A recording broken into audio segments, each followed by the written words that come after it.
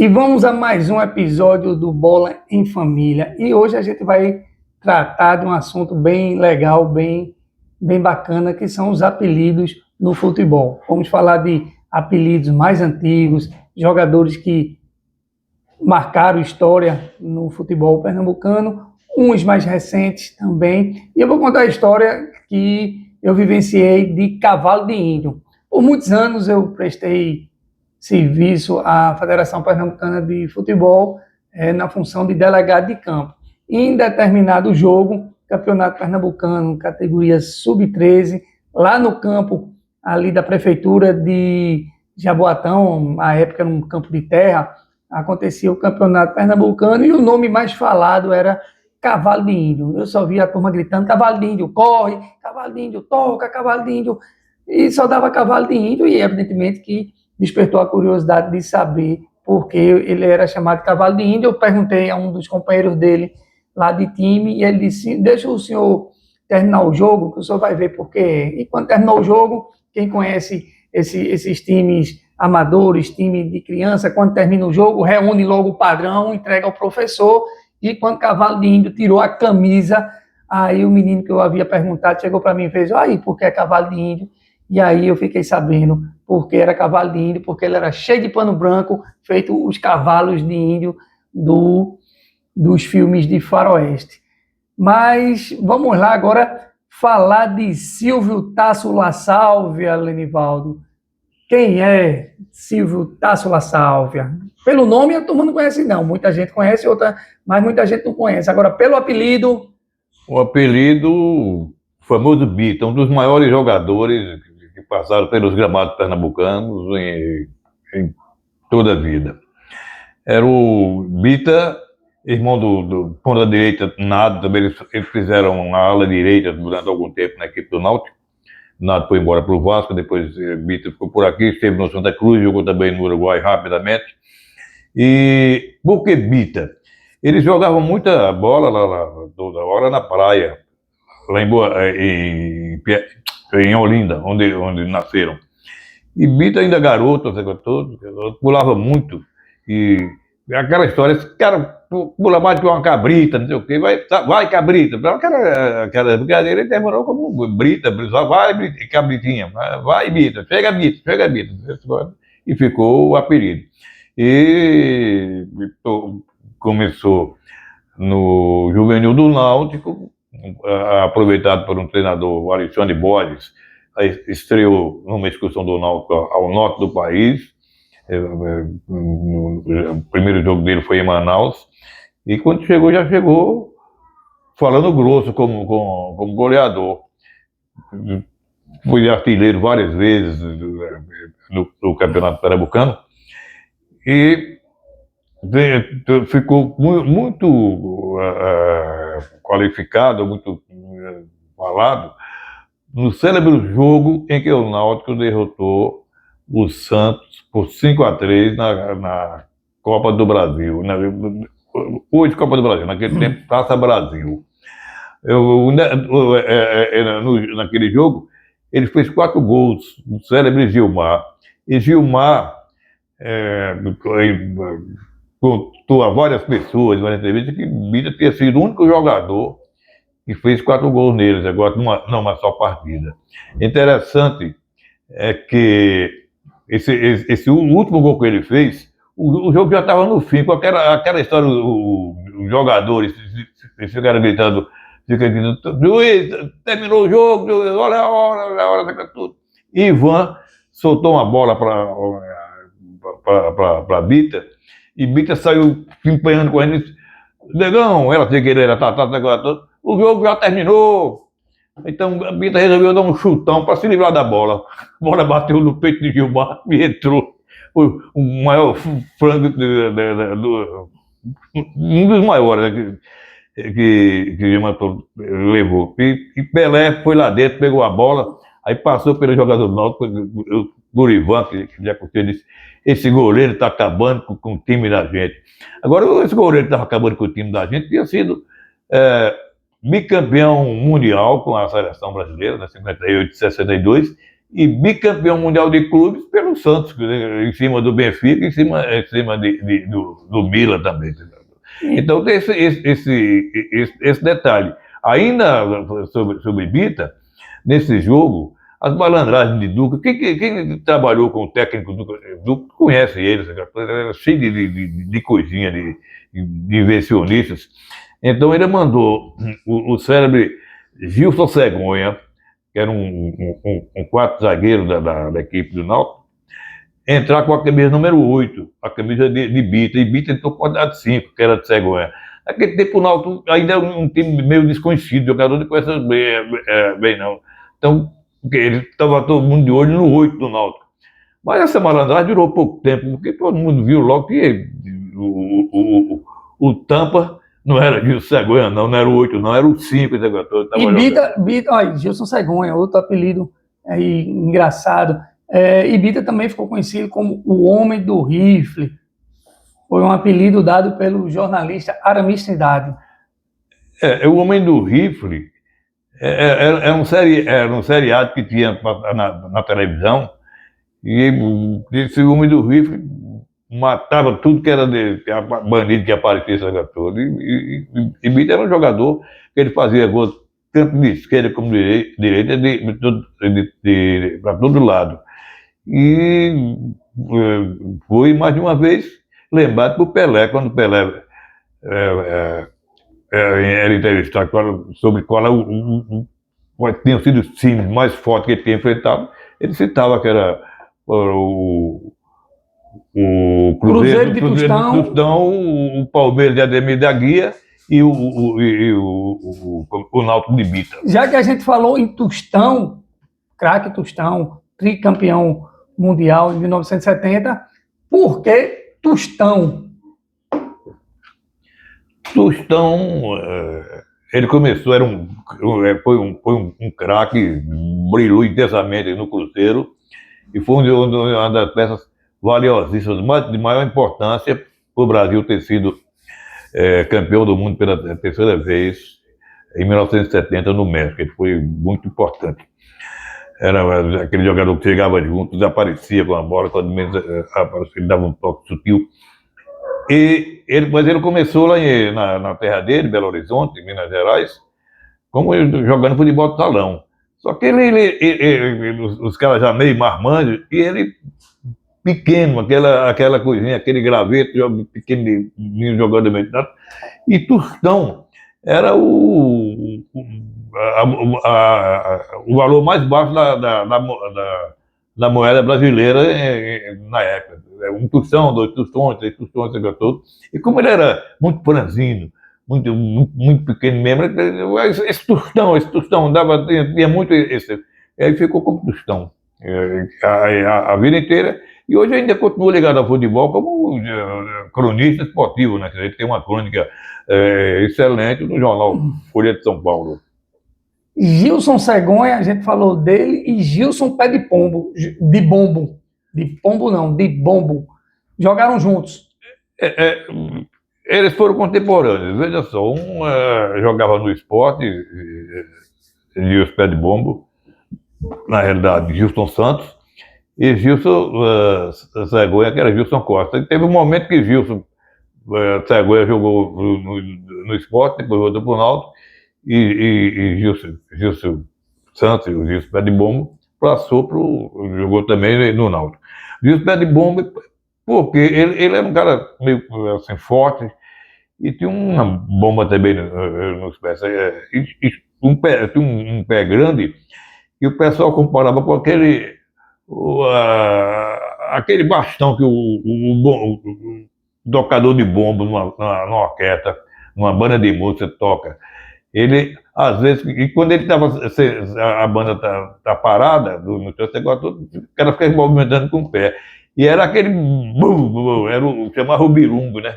Aí era o tal do birungo de Gilson, chamava Gilson Pé de Bombo, e ficou Pé de Bombo. Eu sou fã das histórias dos filmes de Sherlock Holmes, o famoso, o célebre detetive inglês, mas eu desconhecia que ele tinha jogado aqui, Sherlock. Pois é. Que aqui, por aqui nasceu o Agemiro Félix de Sena. O Ademiro Ferreira de Sena, que os jornais na época, todo ato do jogo será Ademiro Ferreira de Sena, o popular Sherlock. A história de Sherlock é o seguinte: ele era peladeiro, jogava em time de subúrbio, morava na Rua Imperial e participava de um time lá. E recebeu um convite de 2 jogadores profissionais do Santa Cruz para fazer um teste. Ele topava fazer um teste lá do Santa Cruz. Levaram ele para o Juvenil, que naquela época era o 3º time.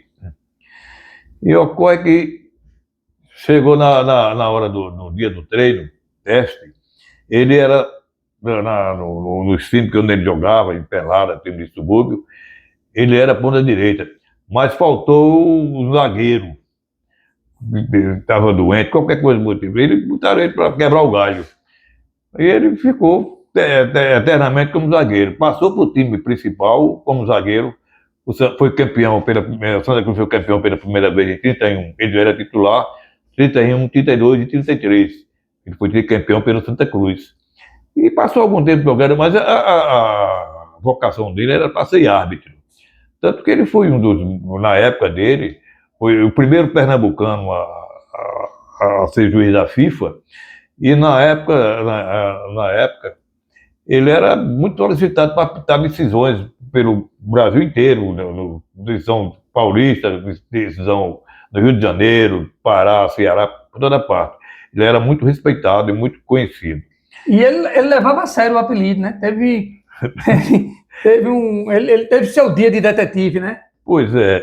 E acontece Sherlock porque o detetive Sherlock Holmes, tudo que aparecia, essas revistinhas de banca de jornal, o livro, tudo sobre ele comprava, porque ele gostava demais.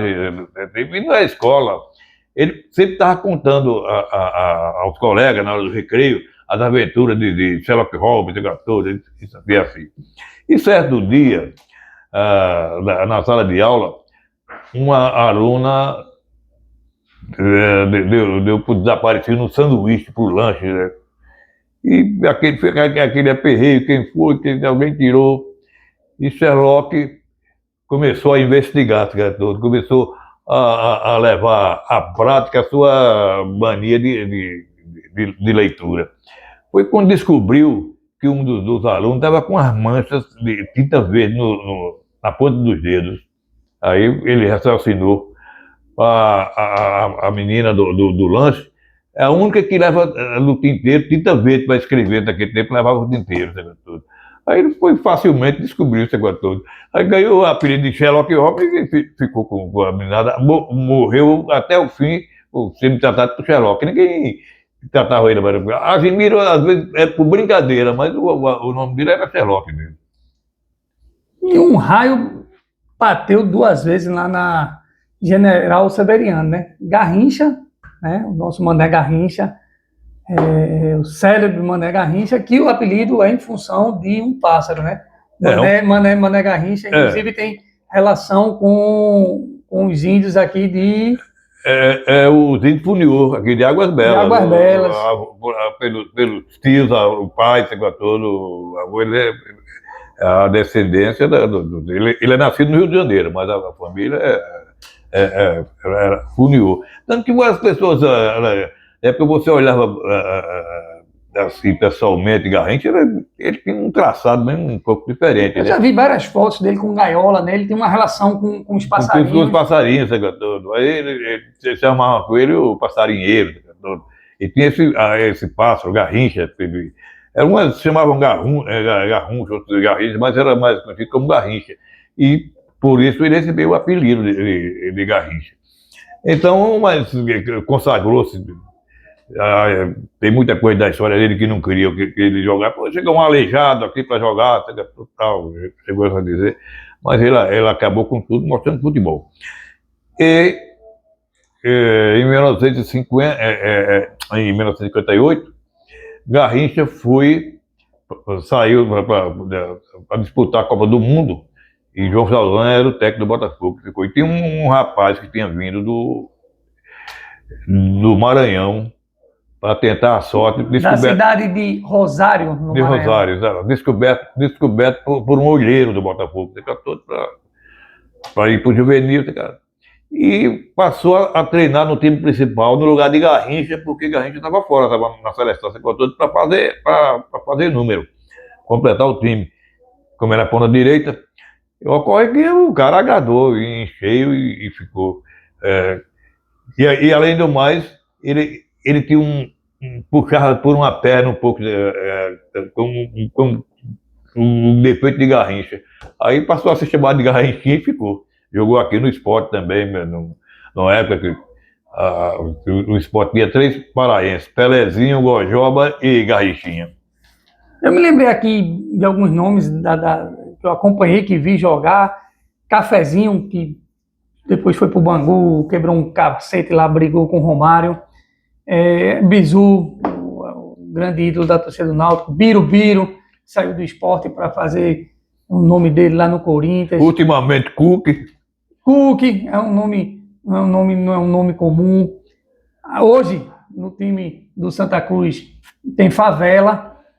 E a gente tem um baiano que não é baiano, que é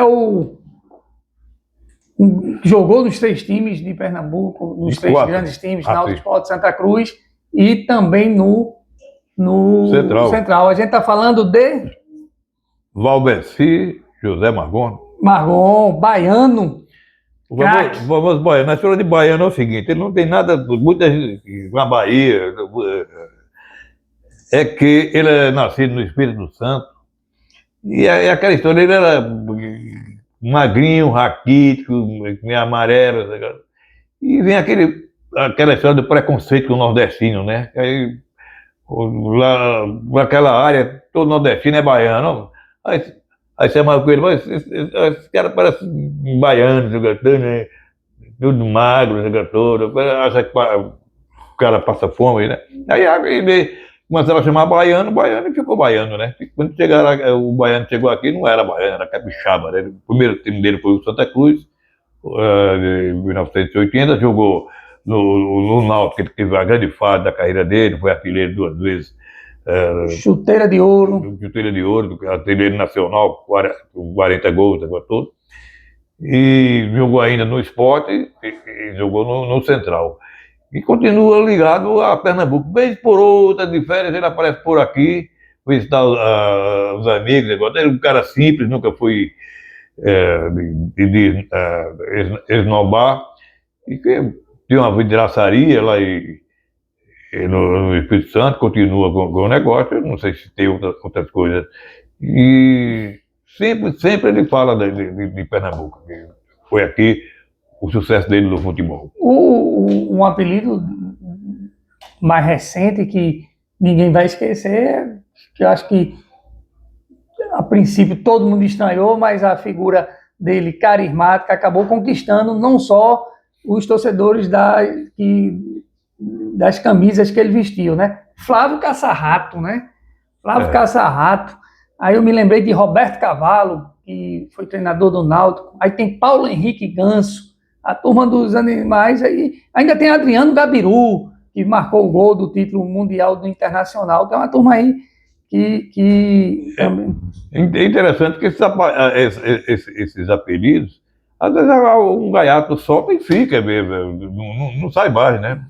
Aí é a vida toda. Por exemplo, o Flávio Caçarrato foi consagrado pelo apelido, né? Onde ele chega é festejado ainda.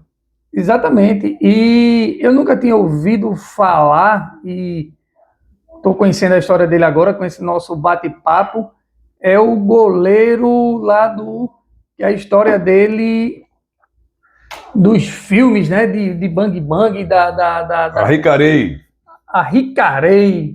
Quem foi essa criatura? Arricarei é um pernambucano nascido em Águas Belas, também descendente do Funiô. Ser primo lá distante ou próximo de Garrincha, né? Pois é possível. E ele, garoto, se mudou para Arco Verde, que é a cidade próxima, E via com a família, como menino pobre, frequentando as matinês nos domingos para ver aqueles seriados, esse negócio todo, sempre tem uns episódios, principalmente Bang Bang. E tinha o grande Arricarei, que era um dos ídolos da meninada, dos grandes astros do Bang Bang. E eles diziam, aqueles, nas brincadeiras dele, esse negócio, cada um tinha um nome de um artista. E ele se autodenominou Arricarei. Ele, no time de lá, o Democrático de Arco Verde, jogou com 13 lá em Campina Grande, lá em Arco Verde, ele acabou com o jogo, aí convidaram ele para jogar em Campina Grande. Ele não teve, voou agora mesmo, né, tudo. Juntou as coisas, levou uma sanfona e, além do futebol, fez amizade com o Jacques do Pandeiro, que estava em pleno vigor em Cigaeira. Jacques do Pandeiro fazia alguns shows, ele ia também acompanhar essa coisa toda. Era acrobata, fazia acrobacia dentro do campo, às vezes por necessidade de fazer uma acrobacia, fazer alguma defesa, como uma certa vez, aquele ficou com o corpo dentro da barra, mas o braço protegendo a bola do lado de fora. Esse cara é quente mesmo, porque fez amizade com o Jacques do Pandeiro e chamou a atenção de dois monstros, né, da televisão, da comunicação brasileira. O Chicanete, certa vez, todo fala na escolinha, em goleiro, disse que o maior goleiro que ele tinha visto na vida dele tinha sido Arricarei, do 13 de Campina Grande. E Silvio Santos, em outra situação também, citou Arricarei, que passou os tempos no Bangu, durou muito. E numa dessas, na entrada dele do Bangu, num treino, uma coisa dessa aí, sei lá, ele foi cumprimentado por Obdúlio Varela. Obdúlio Varela era o grande capitão da equipe do Uruguai, campeão do mundo em 1950, em cima do Brasil, em pleno Maracanã. Quer dizer, era um valor reconhecido. Ele foi, ainda hoje é festejado, embora já falecido, em Campina Grande, principalmente no Ceará. No Ceará ele falou em Arricarei, pessoal mais antigo, todo mundo bate palmas. E ele fazia mil piruetas dentro de campo e defesas espetaculares. Goleiro, a gente não pode também, a gente não pode levar assim em consideração o nome, o apelido, né? Porque ninguém iria imaginar que um goleiro com o nome de Manga chegaria aonde chegou, o sucesso que fez, né? A gente vai falar de Manga, né, que é pernambucano, e vai falar, se Manga deu certo, Buchada também pode tentar. Tem um goleiro também chamado Buchada. Não sei se falar um pouquinho dos dois, de Manga e de Buchada.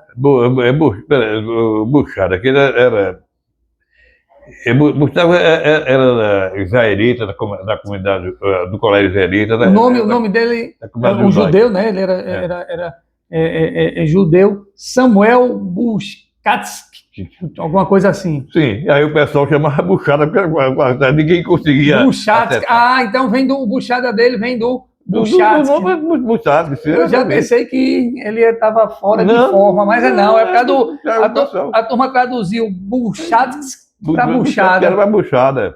Era o povão que chamava Buchada e ficou como Buchada. Muitas vezes saía a escalação dele no jornal como Buchada mesmo. Ele passou a ser Buchada, porque na verdade o sobrenome não é um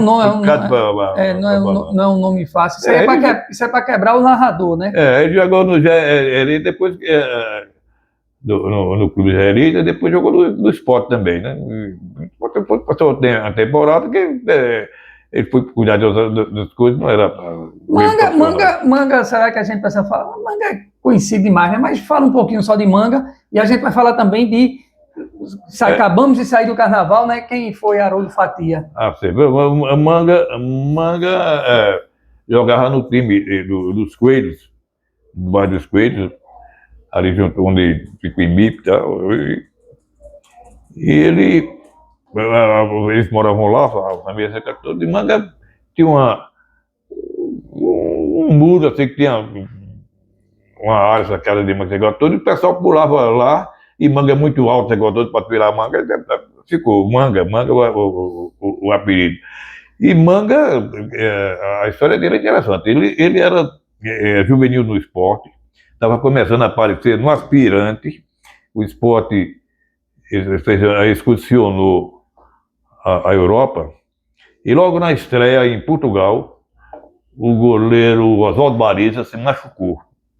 Resultado, ficou impossibilitado de continuar a excursão e teve que voltar para o Brasil, e ficou apenas o reserva dele, que era Carijó. O pai Pai de Washington. Exatamente. O Washington, filho de Carijó, também foi goleiro. Foi goleiro, pois é. Hoje é treinador de goleiro, já passou por vários times. Aí veja só, procura quem contrata, quem não contrata, esse negócio todo, com muita dificuldade na época, anos 50, para haver a comunicação. Isso foi em 56, para haver comunicação com o técnico. Aí Dante Bianchi, que era um técnico argentino do esporte, disse que não tinha problema não, mandasse o goleiro do aspirante, que estava aparecendo no aspirante, o menino Manga, que ele resolvia. E Manga começou a acompanhar a discussão, o Carijó atuando, jogando, esse negócio todo, e o Carijó deu uma brecha, não sei se machucado, não me lembro, qualquer coisa. O Manga entrou e quando voltou já era titular, revezou algumas vezes com o Carijó, mas terminou como titular esse negócio todo, e o resto da história dele todo mundo conhece, não tem nada. Eu acho que pouca gente sabe dessa história, mas eu vou cantar um refrão da música e aí vocês vão entender do que eu estou falando. De que adianta se o Recife está longe, a saudade é tão grande que eu até me embaraço. Parece que eu vejo Valfrito Cebola no passo, Haroldo Fatia Colasso, o Recife está dentro de mim. Batidas de bombos são maracatus retardados e por aí vai. Quem foi que jogou bola nessa história aí desse frevo? O frevo número 1 do Recife. O frevo é de Antônio Maria, né? Sim. O grande... Ele foi de inúmeras coisas, radialista, jornalista, compositor e por aí vai. Era o atacante do esporte, o Haroldo Fatia. Haroldo Fatia, porque ele era muito magro esse negócio todo, aí se chama Haroldo Fatia, e ele era centroavante do esporte. E depois se transformou em jornalista, como Haroldo Praça. Teve um filho que foi presidente do esporte, Silvio Guimarães. E agora é o seguinte, ele ficou célebre porque na inauguração do estádio da Ilha do Retiro, um amistoso no dia de domingo chuvoso entre Santa Cruz e Sport, ele fez, o Sport ganhou de 6-5, você imagina que jogo disputadíssimo lá e cá. E o gol da vitória foi dele. E o gol de cabeça, ele era baixo, ele não era alto, todo, uma altura mediana, e um gol de cabeça que ele fez, todo, decidiu o jogo 6-5, o gol da vitória. E faz parte da história do esporte. Esse é muito querido, é muito uma figura extraordinária que encantou e tem muita história no futebol. Começou a jogar bola para defender o prato de comida, para matar a fome. Quem é, Lenivaldo? Nasceu no Rio de Janeiro. Esse é o famoso Dadá Jacaré, todo mundo sabe que é. Dario Peito de Aço. Dadá Maravilha, Peito de Aço, Dadá Jacaré e Dadá Beija-Flor. Esse daí tem logo 4 apelidos. E Dario, se você conta. Jogou aqui no Náutico, jogou no Náutico, Santa Cruz e Sport. Sport, né? Nos 3 times. O primeiro foi o Sport, ele foi campeão em 75 com o Sport, quando o Sport... Foi ele que marcou 10 gols, né? Sim, marcou 10 gols na partida. No ano seguinte. Não, sim, mas marcou. Contra o Santo Amaro, fez... Sua vozinha. vovozinhas. Pô, não é só jogador que tem apelido, não. Clube, time também tem, vovozinhas. E venceu o Sport venceu de 14-0. Ele fez 10 gols. Mas para falar de Dario, você vai passar. Só estou falando dos apelidos. Mas a gente pode falar pelo menos de 3 frases dele. Olha, uma das frases mais célebres dele foi quando vocês vêm com a problemática que eu tenho solucionado. Que foi ele no ônibus do Atlético. Foi no Atlético, no começo do Campeonato Brasileiro ainda, essa coisa toda. O Atlético estava indo jogar contra o Corinthians lá no Morumbi. E os caras no ônibus comentando toda a dificuldade que ia ter, que a defesa o ataque era muito bom do Corinthians, seguro tudo. Ele veio com essa frase que terminou o Atlético vencendo o Corinthians por 2-0, se eu estou enganado. E outras frases. Como um Dadá em campo não aplacar em branco. Feio é não fazer gol. E a gente já está terminando, mas dá tempo aqui de falar de Guareba. Não, Guabera. Guaberinha eram irmãos, é? Não era irmão. Não. Porque Guabera, Guaberinha, Cachorrinho, Tigre, Quetreco e Chinês. Formação do Tramways em 1938. Era o Trambos, né? Tramways. Esse time foi uma coisa interessante. Que era o time, né, que pertencia à empresa inglesa, né? Que fornecia a eletricidade, né, para o Recife e bonde elétrico também. Eles formaram o time, é uma empresa inglesa, né? Eles fizeram o time, fundaram o time em 1934. Não, antes, eles entraram no campeonato em 34. Em 35. Eles foram vice-campeões. O Santa foi o campeão. E em 36 e 37 eles foram bicampeões pernambucanos. Agora com uma particularidade. Invictos, os 2 anos invictos. Invicto em 35 e invicto em 36. É uma coisa que ficou na história.